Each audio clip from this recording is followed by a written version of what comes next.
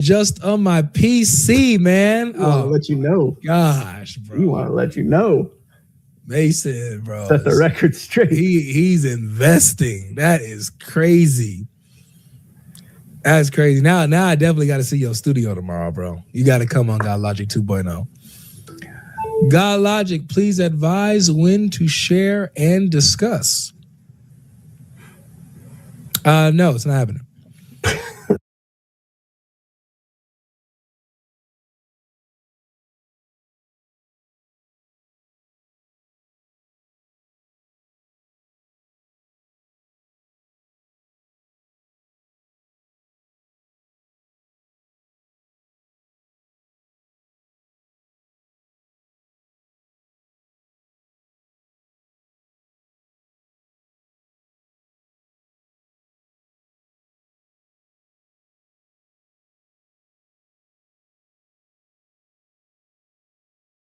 Position to be able to expedite a recovery of the crew following splashdown, and after the vehicle has been powered down, Navy helicopters, divers, other recovery personnel will move alongside the capsule to set up a large inflatable raft called a front porch that will be used to extract the crew members in one by one after the hatch is opened. That process of extracting the crew is timelined, at least, and has been practiced to occur some 45 minutes to an hour after splashdown. The weather conditions out in the Pacific are ideal for today's splashdown. We're talking winds just 10 knots and wave heights less than 4 feet. You couldn't ask for better weather for this homecoming for Integrity, the first time that a crew will have splashed down in the vehicle in the Artemis program. We completed the final major maneuver of the mission using the European Service Module's thrusters a short time ago. That was the return trajectory correction number 3 burn that basically fine-tuned ever so slightly the trajectory and the path of Integrity and sweetened the angle of attack so that we hit the right corridor coming in over the Pacific Ocean with onboard computers honed in on the splashdown zone some 1,701 nautical miles downrange from the start of entry interface.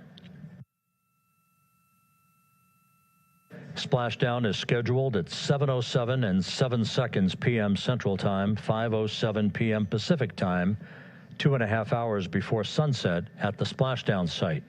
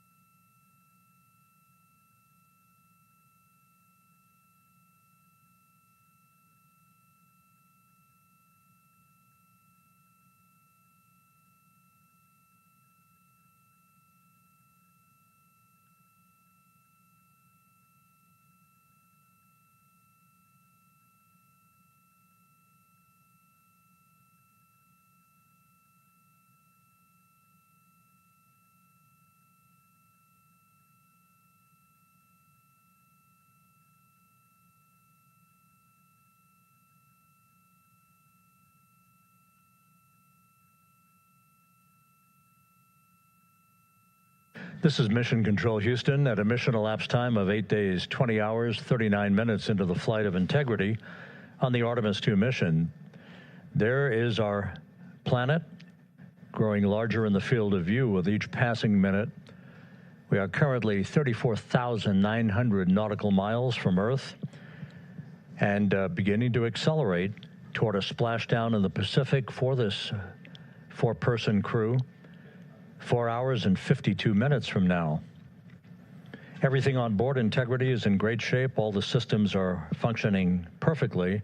The crew is in the process of wrapping up their cabin configuration, stowing final items that they no longer need for the remainder of their journey.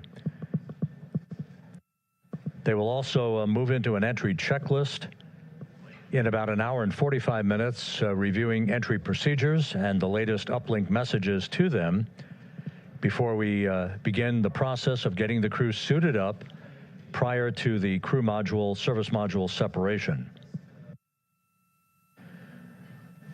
All is well aboard Integrity, and the weather is go for splashdown.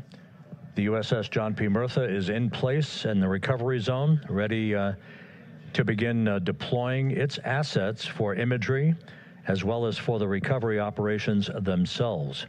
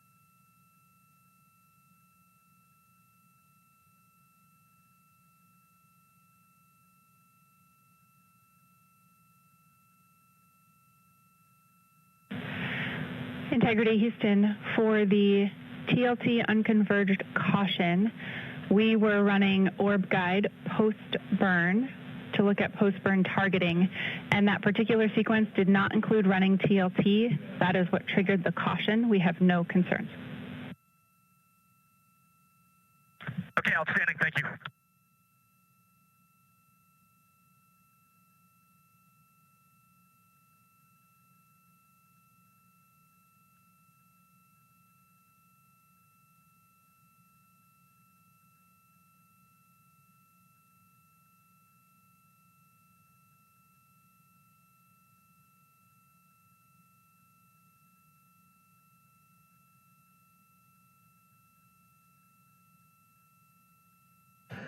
That call from Capcom Jackie Mahaffey to the crew, indicating TLT, which is a targeted landing trajectory. That is simply a value that was placed on board on the onboard computers, but is not being used for today's entry by the crew. The last maneuver that will be conducted by Integrity will occur at 6:37 p.m. Central Time tonight. That is the crew module raise burn. That occurs about 4 minutes after the crew module will have separated from the service module. This will be about a 19-second burn with a velocity change of about 9.9 feet per second as the precursor to entry interface. The raise burn designed as a final opportunity to sweeten the flight path angle, the angle of attack, if you will, of the vehicle as it enters the Earth's atmosphere, placing the vehicle in the proper orientation perfectly with precision to mitigate any excessive heat loads on the heat shield of the spacecraft. Entry interface will begin at 6:53 and 31 seconds p.m. Central Time at an altitude of 400,000 feet, while Integrity is traveling 34,882 feet per second with a range to splashdown of 1,701 nautical miles. Within 24 seconds after entry interface, which is essentially the top of the Earth's atmosphere where the crew will begin to feel the tug of gravity, we'll start a 6-minute blackout period that is expected, in which we'll lose communications with the crew and data here in the flight control room. The blackout is induced by the buildup of ionization from the interaction of the velocity of the vehicle with the friction of Earth's atmosphere. It creates a plasma shield around the vehicle, preventing communications from occurring. That 6-minute blackout is scheduled to end right around 7 p.m. straight up. And at that point, the vehicle will have descended to an altitude of 157,000 feet above the Earth, traveling at 13,300 feet per second.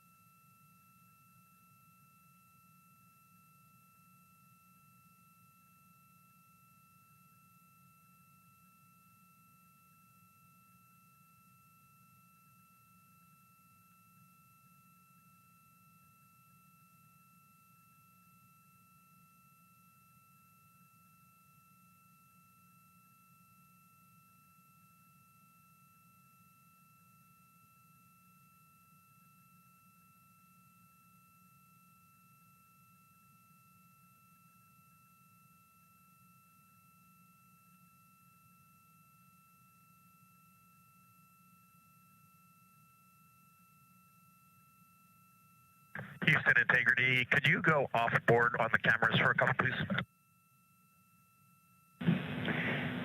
In work.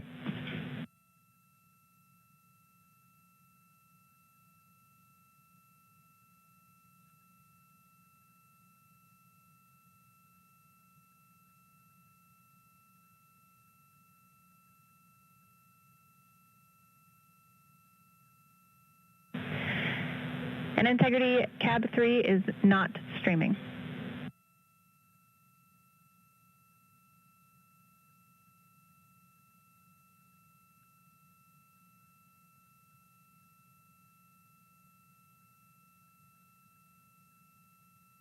Thank you, Jackie.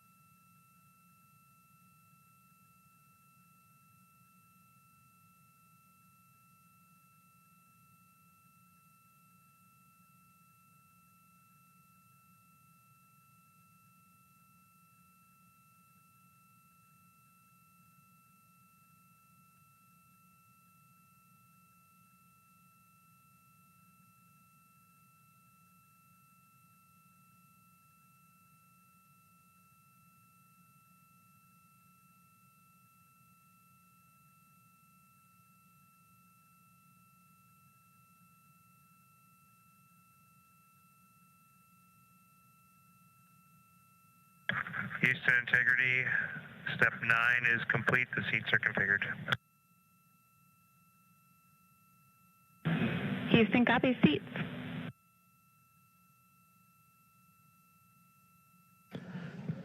This is Mission Control Houston at a mission elapsed time of 8 days, 21 hours, 5 minutes into the flight of Integrity on the Artemis II mission.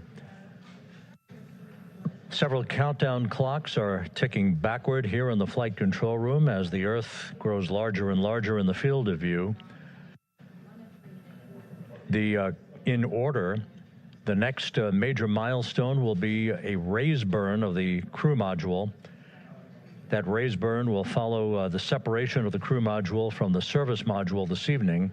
The separation of the crew module is scheduled at 6:33 p.m. Central Time.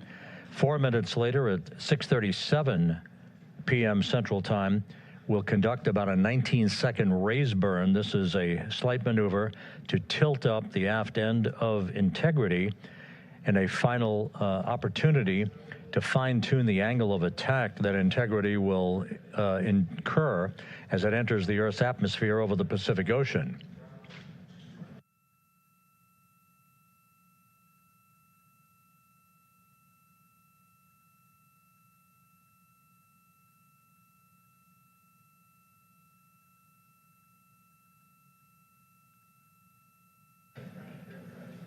The entry path for Integrity today is portrayed here in this graphic. Basically, entry interface is 1,701 nautical miles uprange, if you will, from the expected splashdown point near the USS John Murtha, the recovery ship, and off the coast of San Diego. The entry interface point is critical because what we want to do is put Integrity in an orientation that will mitigate a peak heating on the heat shield.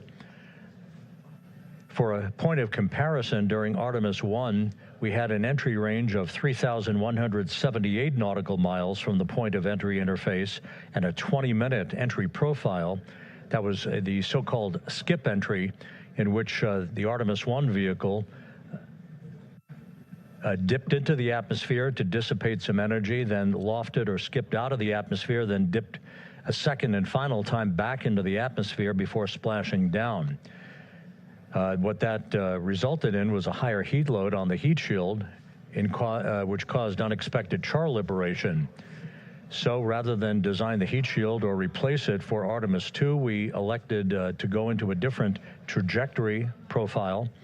This one with a max entry range of 1,775 nautical miles, or in today's case, all of our maneuvers and orbital mechanics will take us 1,701 nautical miles downrange from the point of entry interface.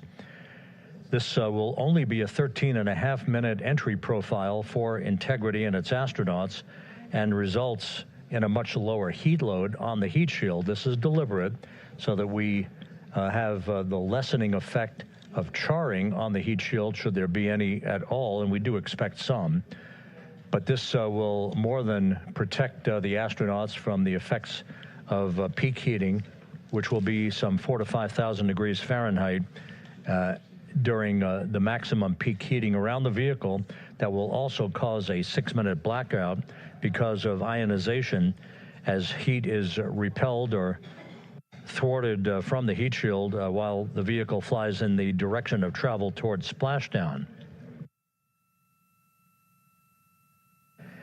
The raise burn that places us in our final orientation for angle of attack into entry interface, that raise burn is scheduled at 6:37 p.m. Central Time.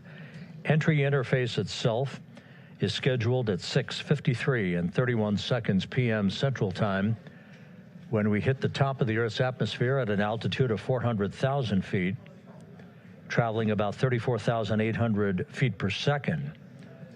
We expect our peak velocity just a few moments later, and that peak velocity is forecast by Flight Dynamics to be 34,965 feet per second, or 23,839 miles an hour.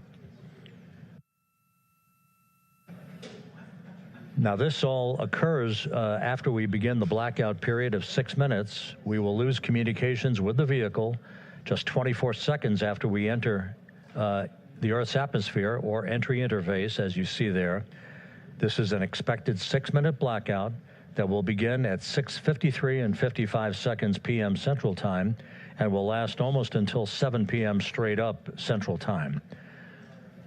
Once we regain communications with the crew following the blackout, we will continue a series of role reversals. These are gentle rolls to the left and back to the right, essentially bleeding off excess energy and excess heat on the vehicle as we approach the splashdown site. The vehicle is expected to go subsonic at 7:02 and 25 seconds p.m. Central Time. That's about 8.5 or almost 9 minutes after the beginning of entry interface. And at that point, we will be at an altitude of 59,000 feet above the Pacific Ocean. A series of parachute deployments will begin. The first of that will be the forward bay cover parachutes that will basically pull the top forward bay cover off the very top of the vehicle, allowing other parachute deployment activities to occur. The forward bay cover chute deployment is scheduled at 7:03 and 22 seconds p.m. Central Time at an altitude of 23,946 feet. The forward bay cover parachutes are used in conjunction with pyrotechnic thrusters to ensure the separation of that forward bay cover, protecting Orion and its parachutes during the heat of reentry. Following that, there'll be the deployment of drogue chutes. These are 2 drogue parachutes, 23 feet in diameter. These drogue chutes will be deployed at an altitude of 23,483 feet. At this point, our velocity will have slowed from almost 24,000 feet per second to just 470 feet per second in a matter of minutes. 3 pilot parachutes will be used to lift and deploy the main parachutes from the crew module forward bay. Those main parachutes, 3 of them, are used to slow the crew module down to a splashdown at a speed that ensures astronaut safety. Each main parachute 265 feet in length from the crew module attachment to the top when inflated.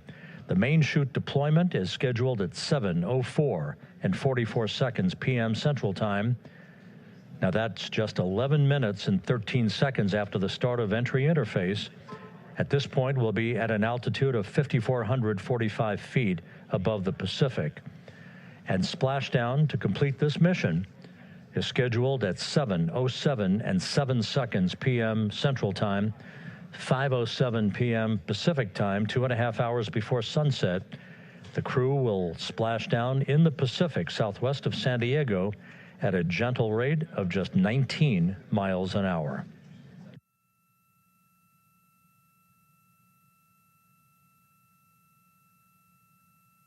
Following splashdown, the flight control team here in Houston is not done. Our work is just beginning at that point as we begin the process of powering down the vehicle. This is after we have established communications with the crew through a very low data rate system. The communications link will no longer be active through the tracking and data relay satellite system, so we're going to be going to a very low data rate system.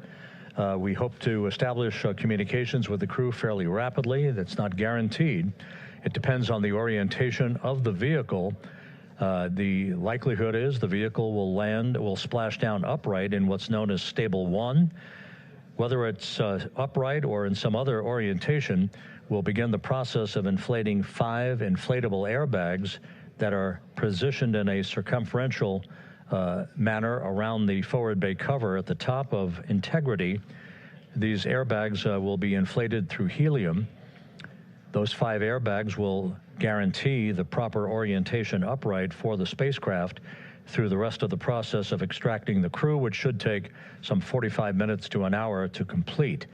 Navy divers, fast boats, a pair of Navy helicopters, other recovery personnel will come alongside the vehicle to begin erecting an inflatable raft called the front porch that the crew will be extracted into. You've seen that in movies. You've seen it in the Apollo program and archival footage.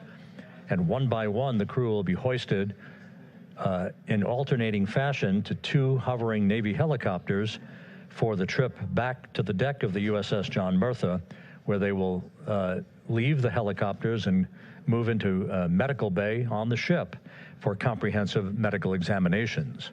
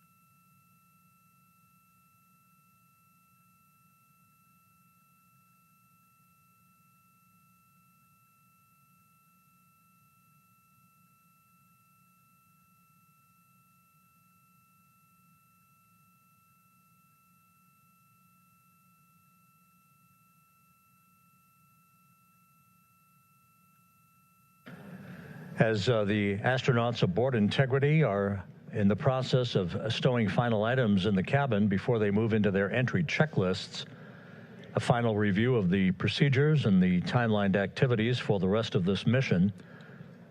The next major milestone, once again, will be the separation of the European service module, which has performed valiantly throughout the course of this flight, from the crew module. That pyrotechnic separation scheduled 3 hours and 41 minutes from now. Just 3.5 minutes after that will be the crew module raise burn. That raise burn is scheduled at 6:37 p.m. Central Time. It's expected to be about a 19-second firing of the crew module thrusters in one final opportunity to fine-tune the angle of attack for Integrity as it enters the Earth's atmosphere. Splashdown 4 hours, 14 minutes from now, southwest of San Diego, where the weather is forecast to be ideal. Just some broken and scattered clouds expected, 10-knot winds, wave heights less than 4 feet. You couldn't ask for a better day out in the Pacific for the homecoming of the first crew to fly aboard the Orion spacecraft. At a mission elapsed time of 8 days, 21 hours, 18 minutes into the flight, this is Mission Control Houston.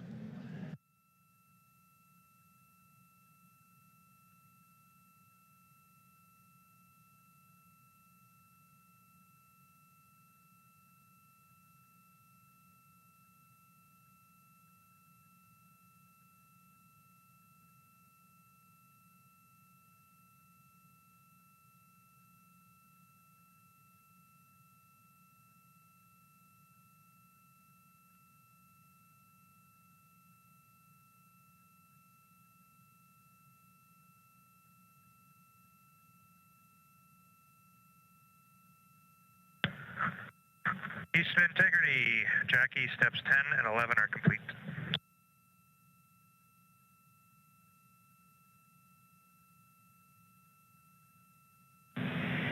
Houston copies steps 10 and 11. You guys are on track, looking great.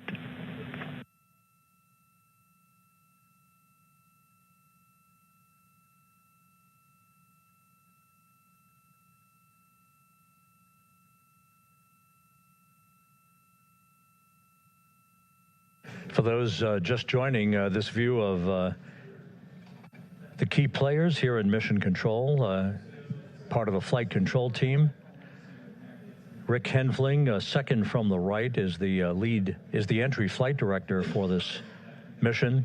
Seated to his left is Judd Freeling, who was the flight director for Ascent back on April 1st. Jackie Mahaffey is second from the left. She is the Capcom whose voice you'll be hearing throughout the course of the afternoon and evening, talking directly to Integrity's astronauts through splashdown. Stan Love, a veteran astronaut, is on the far left of your screen. He was the Ascent Capcom. He's joining Mahaffey today as a second set of eyes on all the data that we'll be discussing and hearing from the crew during the course of their high-speed entry back into the Earth's atmosphere.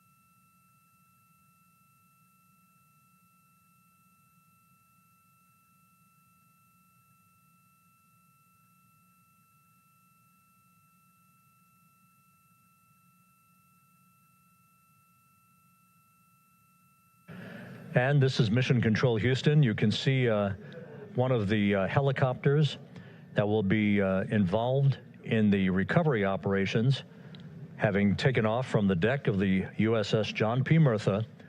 Recovery operations underway. Several helicopters will be employed not just for recovery, but for imagery activities.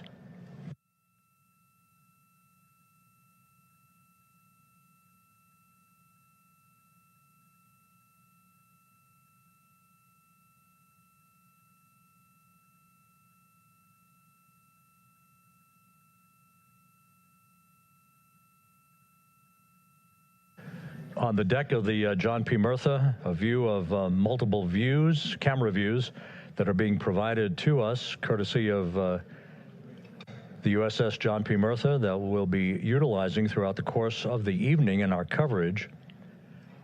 Once we start the NASA Plus coverage at 5:30 p.m. Central Time, 6:30 p.m. Eastern Time, that's a simulcast of our 24/7 YouTube coverage. My colleague from the Kennedy Space Center, Megan Cruz, is on the Murtha, and she'll be providing updates and interviews as well as we continue our operational coverage of the recovery of the Integrity astronauts following their lunar flyby mission.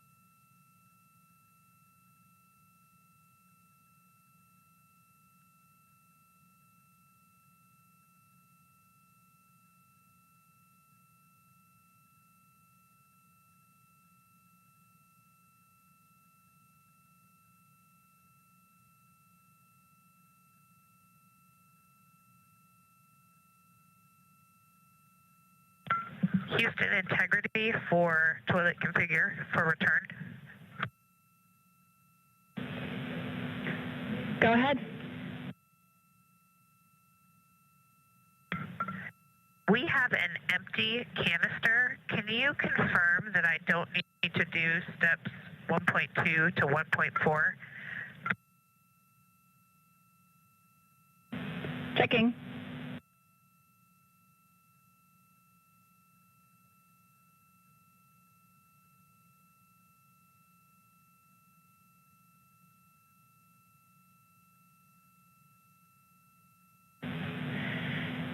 And Christina, we concur you do not need to perform the steps you listed.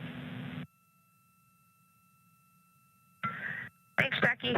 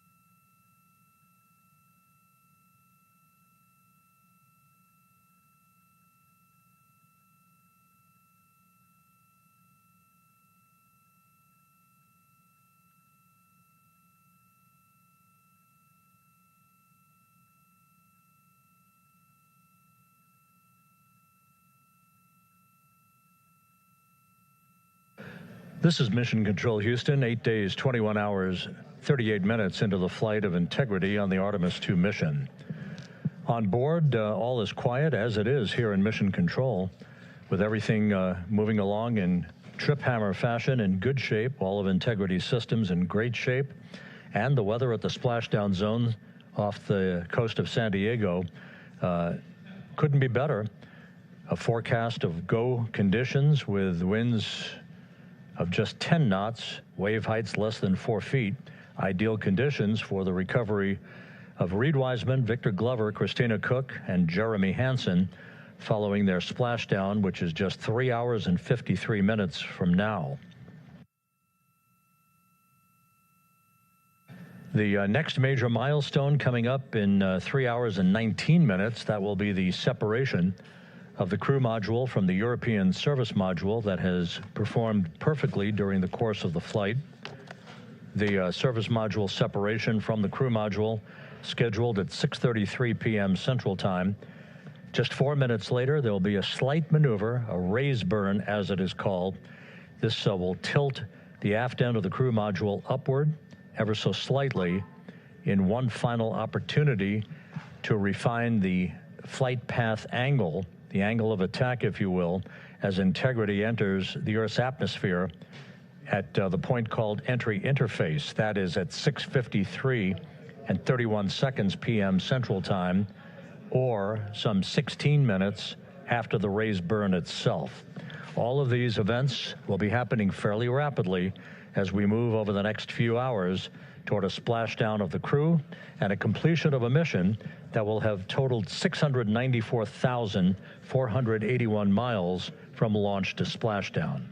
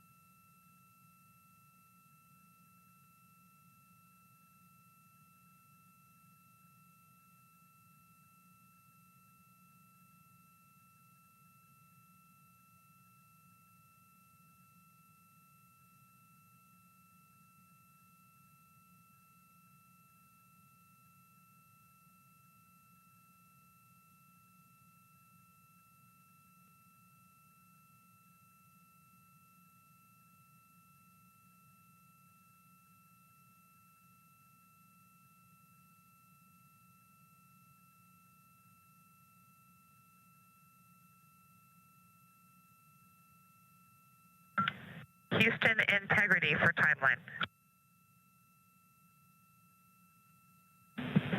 Christina, we're with you. Hey, Jackie. You guys okay if we start entry checklist 30 minutes early? Checking.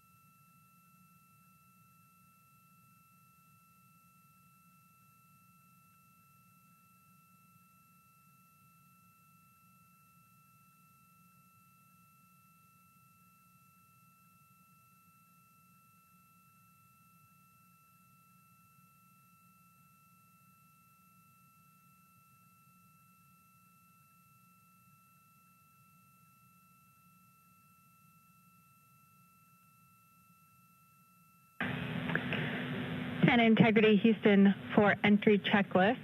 We are ready for you to begin 18.0.1 entry checklist, steps 1 through 6.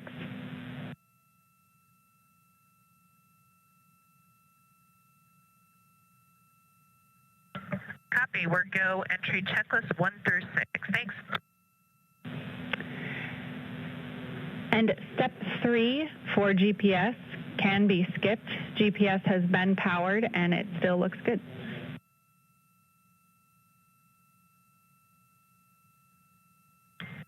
Copy. Step 3 is a skip.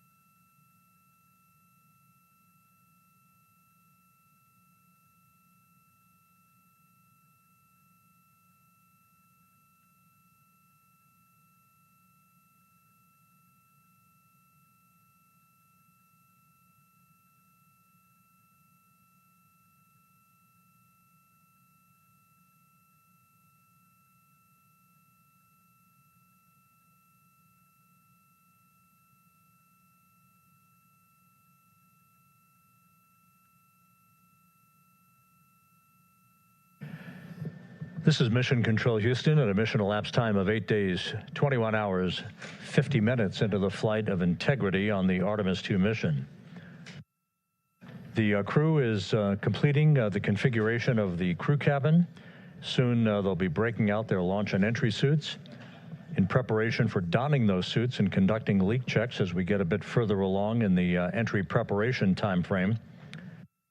Meanwhile, we're looking forward to the next major milestone. That will be the separation of the crew module from the European service module 3 hours and 7 minutes from now. That's scheduled to occur at 6:33 p.m. Central Time, 7:33 p.m. Eastern Time. 4 minutes after that, we'll conduct a raise burn. This will be about a 19-second firing of Integrity's thrusters with a change in velocity of 9.9 feet per second. That will adjust the angle of attack of the vehicle by gently tipping the aft end of Integrity higher, if you will, like sitting in a reclining chair and basically leaning back a bit. This angle of attack adjustment is specifically designed and pre-planned to enter the Earth's atmosphere at entry interface later this evening at the proper angle to minimize heating effects on Integrity's heat shield.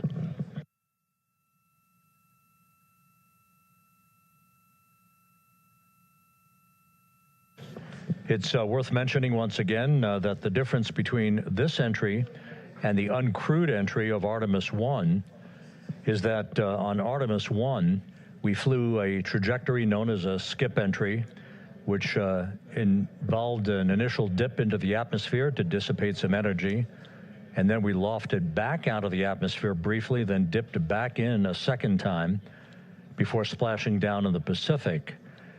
After the flight, the post-flight inspection and video analysis showed that there was an area of mechanical char liberation that was not expected. And so after extensive analysis and the review of an independent review team, it was determined to adjust the entry profile for Artemis II, minimizing the range of entry from 3,178 nautical miles to a distance of just 1,775 nautical miles across the Pacific. So instead of 20 minutes of exposure to heating effects, today we're going to only encounter 13.5 minutes of heat loads on the vehicle. Our intended splashdown target is about 1,701 nautical miles downrange from the point of entry interface. It will be about 13.5 minutes from the time that we enter the Earth's atmosphere at an altitude of 400,000 feet at 6:53 and 31 seconds p.m. Central Time to the point of splashdown at 7:07 and 7 seconds p.m. Central Time. In that brief 13.5 minute period, peak heating on the vehicle should be about 4,000 to 5,000 degrees Fahrenheit, the heat to be repelled by Integrity's heat shield, as it is for any vehicle entering the Earth's atmosphere that has a crew on board. The crew should be experiencing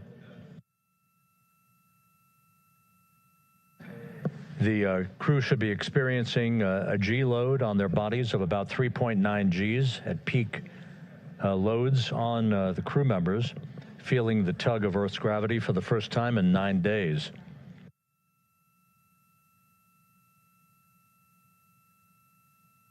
We will decelerate from a speed of 23,839 miles an hour just after we begin the blackout period of 6 minutes in duration to a splashdown velocity of just 19 miles an hour, all that happening in rapid-fire succession. Splashdown now 3 hours and 36 minutes from now, 7:07 p.m. Central Time, 5:07 p.m. Pacific Time. The USS John P. Murtha is on station. Some of the airborne assets, helicopters, and fixed-wing aircraft are taking off in sequential fashion from the deck of the ship. These are imagery assets the actual Navy recovery helicopters that will hoist the crew out of the front porch, inflatable raft that will be erected alongside the hatchway to Integrity. And there's a view, a live view from the deck of the USS John P. Murtha. It is a bit overcast. We do expect those clouds to lift a bit over the next few hours. We should have some broken and scattered clouds. It won't be crystal clear blue skies out there in the Pacific, but the weather is go and forecast to be go by the Spaceflight Meteorology Group.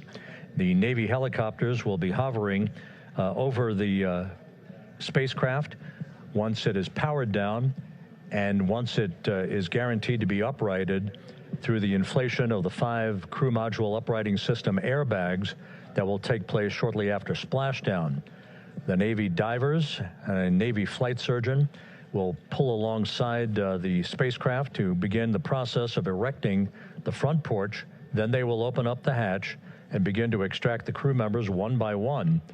They'll have an opportunity to get their land legs back a bit before they're hoisted one by one in harnesses up inside the 2 awaiting helicopters. They'll be hoisted up in alternating fashion. So there'll be 2 crew members for each helicopter for the short ride back to the Murtha. Once they arrive on the deck of the ship, they'll be brought into medical bay for comprehensive medical exams.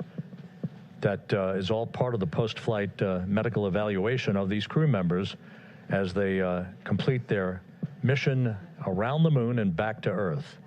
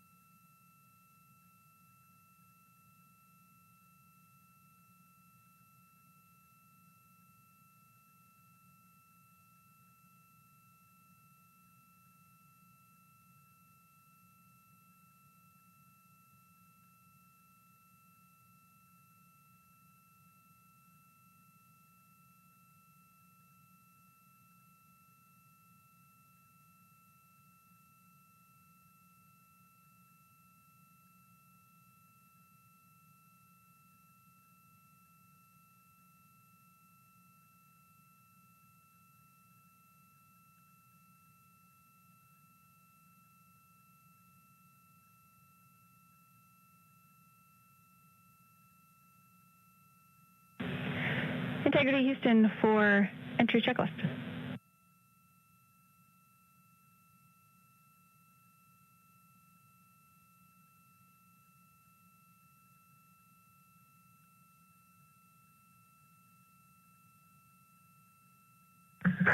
Go ahead, Jackie.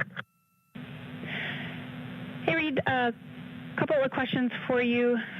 We realized we didn't give you an explicit thumbs up to perform step 1.2 for the flight path angle hash mark update, so we wanted to confirm that you did in fact perform the set EI FPA limits procedure. And secondly, we want your opinion on the in and out CMIS caution. Is that something that will be distracting such that we should inhibit it.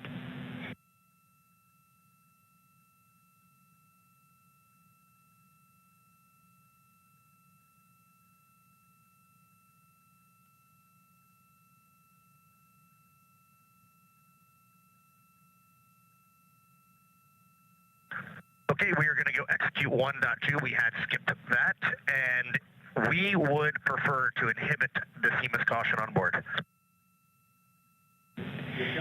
Okay, we copy, and just to close the loop on that, that will mean on flight.landing, you would not have a yellow or down arrow indication if that does stay below the threshold.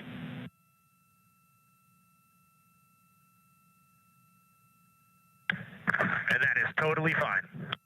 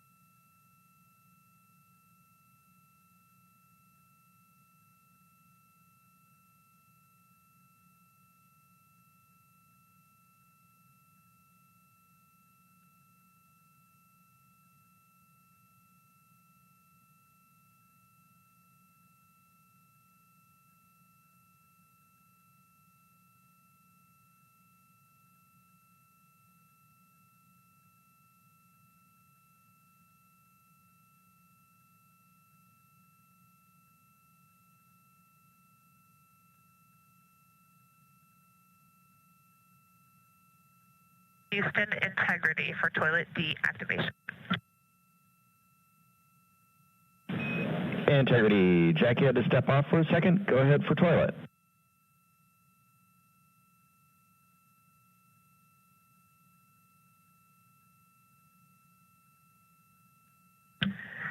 Yes, sir. Hey, Stan. Great to hear your voice. We are ready for MCC to deactivate the toilet. Houston copies. Putting that in work.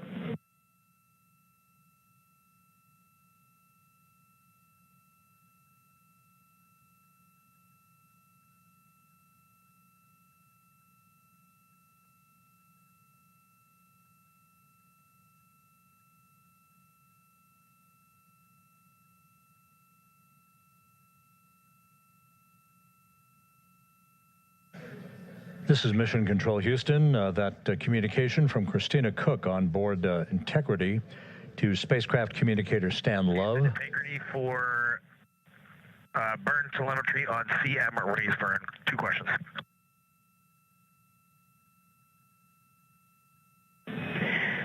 Go for CMA's questions.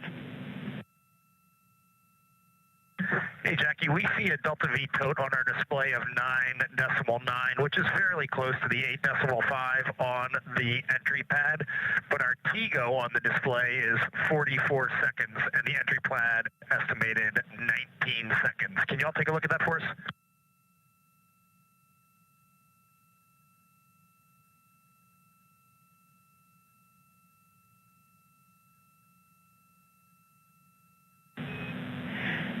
Hey, Reed, good catch.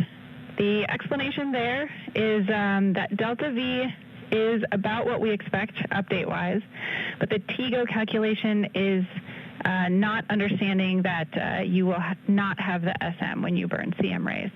So it's doing a different mass calculation there.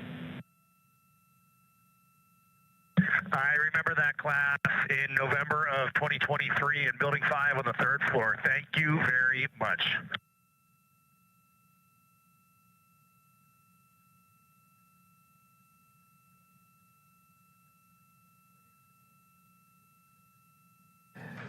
This is Mission Control Houston. Commander Reed Wiseman inquiring about the values for the upcoming crew module raise burn. Again, as we've explained, this burn that's scheduled 2 hours and 51 minutes from now is designed to tilt the angle of attack a bit upward, basically raising the aft end of the vehicle prior to entry interface to improve the angle of attack and minimize heating effects on the heat shield for the Orion vehicle. The crew module raise burn will occur about 4 minutes after the service module is separated from the crew module, and we're expecting about a 19-second burn. Integrity, Houston, the toilet is unpowered.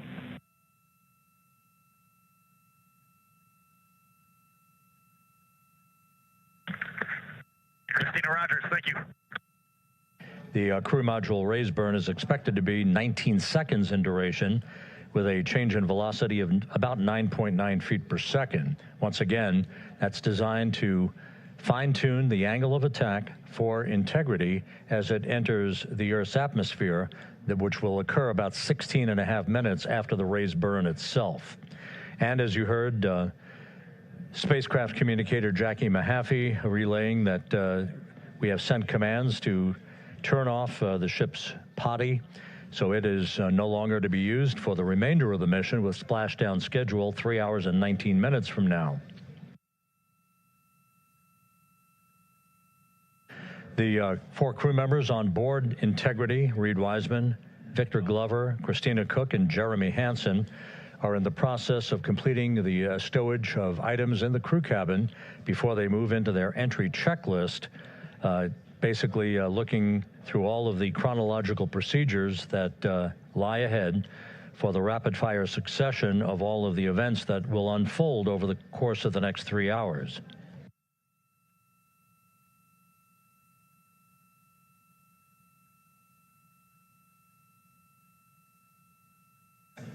Integrity is about 25,000 nautical miles from Earth, continuing to accelerate towards a splashdown in the Pacific 3 hours and 18 minutes from now. All of Integrity's systems are in excellent shape. The crew is great, feeling well, and the weather in the splashdown zone in the Pacific, although a bit cloudy with broken and scattered clouds, is a go forecast with just 10-knot winds and wave heights less than 4 feet.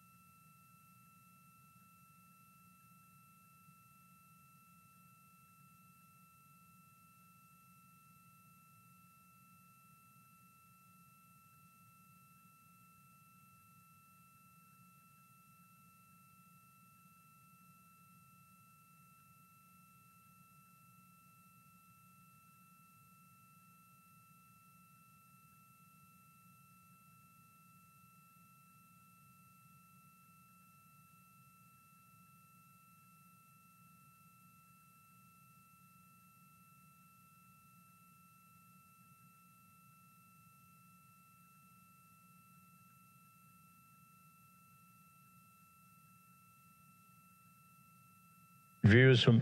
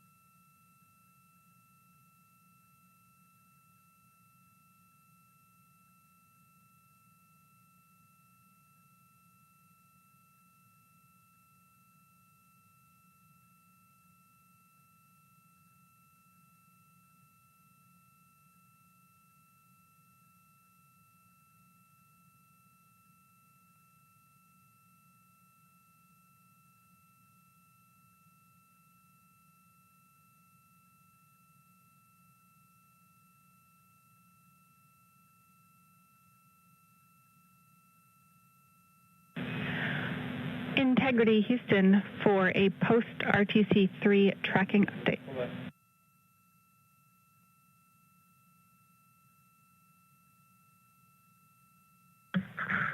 Go ahead, Houston.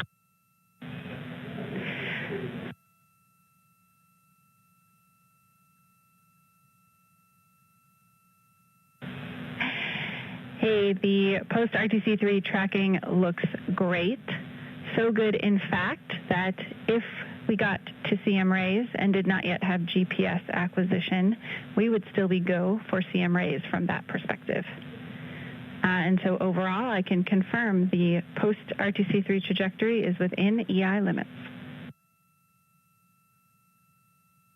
All right, Jackie, we love that. That says a lot about our FIDO folks in this vehicle.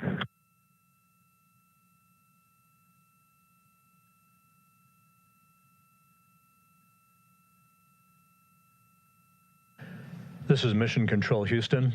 A tip of the hat from Canadian Space Agency astronaut Jeremy Hansen to the flight dynamics folks and the guidance, navigation, and control officer.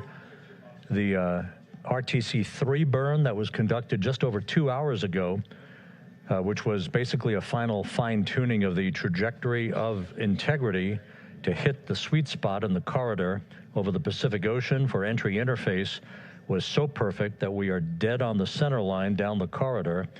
And the crew module raise burn that is scheduled at 6:37 p.m. Central Time and which will be conducted is only required to lift the aft end of the vehicle ever so slightly by a degree or two to improve the angle of attack of the spacecraft as it enters the atmosphere, mitigating peak heating effects on the heat shield for Integrity. But our trajectory is dead set, right on the money, right down the pike, heading for a splashdown 3 hours and 10 minutes from now at 7:07 p.m. Central Time, 5:07 p.m. Pacific Time.